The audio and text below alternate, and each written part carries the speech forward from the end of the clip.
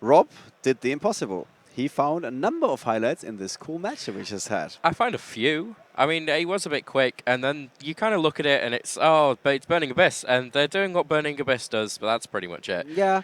So I found a couple of interesting things. I want to say, just seriously, because people might get the wrong impression. I think for a mirror match where you say this is normally taking forever, it's a grindy match and everything, this was quite entertaining. Yeah, it was quite entertaining. It was very short. Yeah, that's for a change, the only for a mirror match like that. Yeah. And that kind of tells towards scale. I mean, there was a few things that was in that match that was just kind of, I would say, cheeky. Cheeky is the easiest word to say to describe that.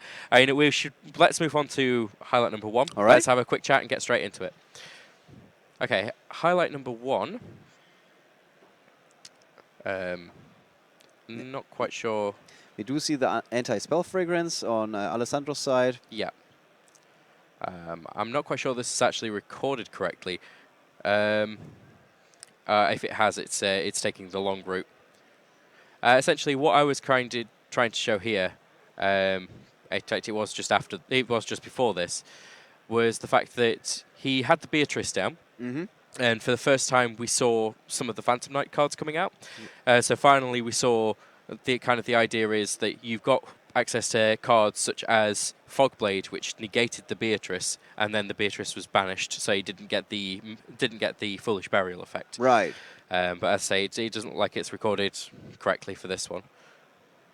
All right. Well, it does happen, but you ran us through it, yeah. Okay. So let's try for highlight number 2. Let's try highlight number 2 if we have some. This is actually in between games. This one is where they decided on a gentleman's agreement, as I believe the players like to call them, is that they would both get rid of the Ghost Winter Cherry. Ghost Reef Winter Cherry. Yeah.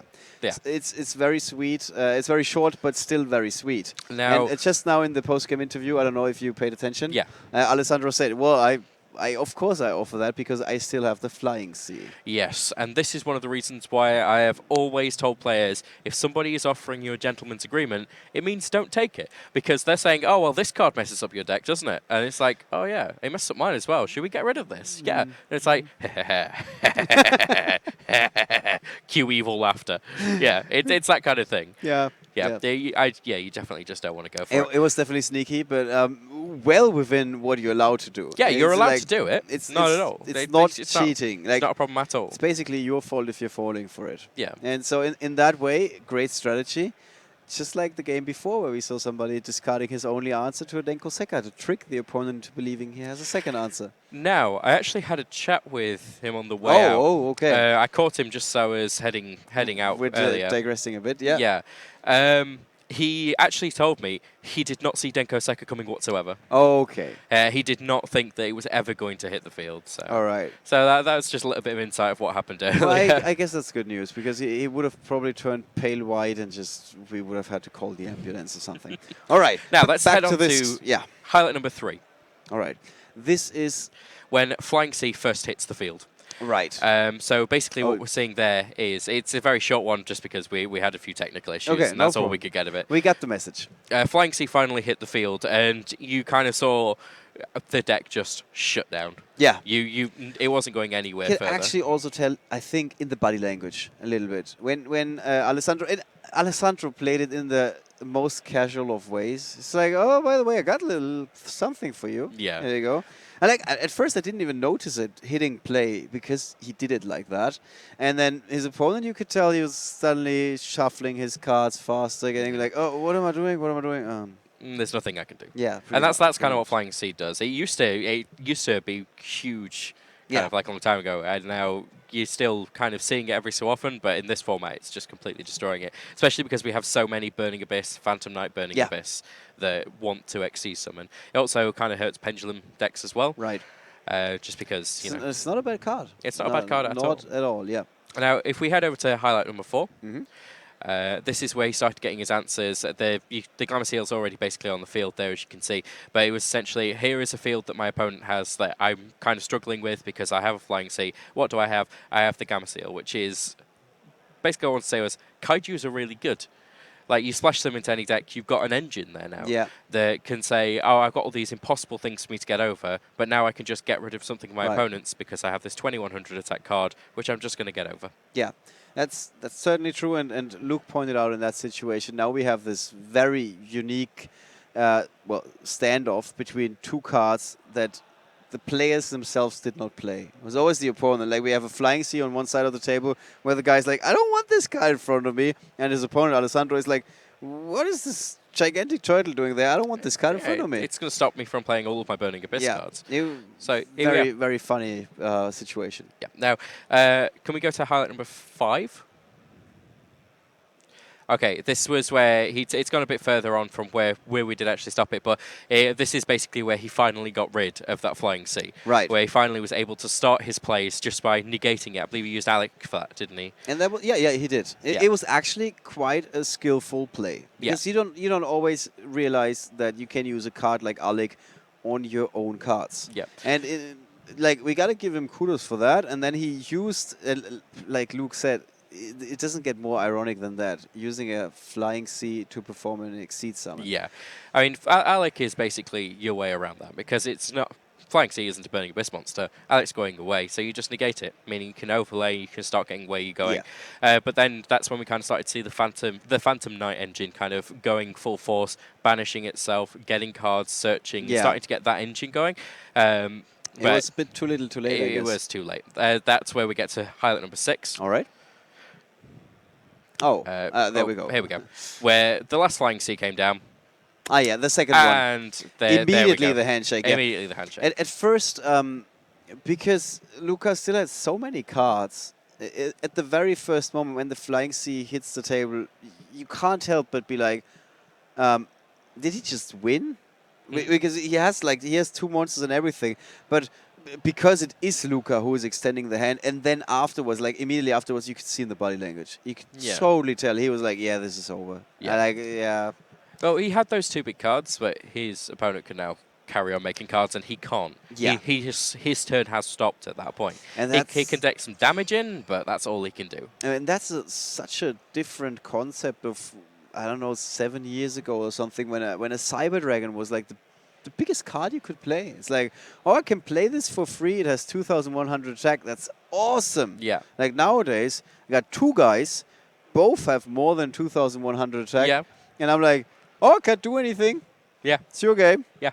That's just how it works these days, because there's so many things, many little combos that will just kick off your turn. Yeah. And then you know your opponent's going to get that, because the decks are so refined these days. I don't remember the exact cards in his hand in that situation, but do you agree for the most part with him immediately scooping at that moment? I think at that point he'd lost. There wasn't much that he could really do. I mean, even if it was a bit of a I give up, I think at that point, after seeing the second Flying Sea come down, I mean, he probably hit his morale a little bit to have been told to get rid of his get rid of his Ghost Reapers, to just suddenly have... Well, Alessandro also learned his lesson. I mean, we just learned it in the interview. He played against another mirror match, and back then, it's not like it happened well, it did happen hours ago. I was about to say days ago.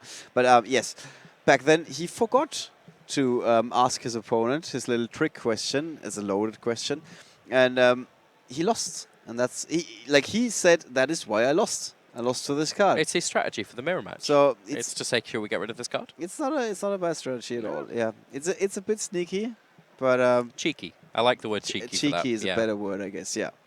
All right. Well, thank you very much for going with us over the match again. Oh, I will mention that I was going to be looking for max C plays. They were too long for me to be able to really call it a highlight. Yeah. I think the most cards that was drawn by max C during that game, there was 2 instances where 3 cards were drawn and 1 where 5 was drawn. Yeah. So the max C challenge was taken pretty much every time. Pretty much, yes. We should totally have a highlight reel that goes in 4 times the normal speed, and we just see max C and then draw. Yeah. And while we're at it, we should totally take another look at the feature match that we had at the German Nationals, where somebody received the Max C challenge. He was on the receiving end. He's like, okay, I'm going to take your deck out now. Yeah. And he did just that. On the second attempt. The first time it didn't work, but he made his opponent draw 20 cards or something. Second time he was 37 cards in, and he was like, you want me to keep going? Because he could. Yeah. That was one of the craziest things I've ever seen on the stream. but for some reason it got old really, really quickly. The second time we had the same guy on the stream, people were like, oh, not again, this Here takeout. we Like, I'm go. like, seriously? This was one of the coolest things we've ever It's seen. very cool. And then well, not 2 rounds later, but like 5 rounds later, the next day, people were like, oh, I'm getting tired of this. Like, that happened rather quickly. All right. Don't want to spoil the party. We got one more round today. It's just one more round today, round 8. The last round of Swiss that we're going to play today. And it's time for a little bit of a wrap-up because we might not have the time prior to round 8. Like I said, 8 rounds today, 3 more rounds tomorrow. And then we're going to perform a cut down to the top 64 players. Yes.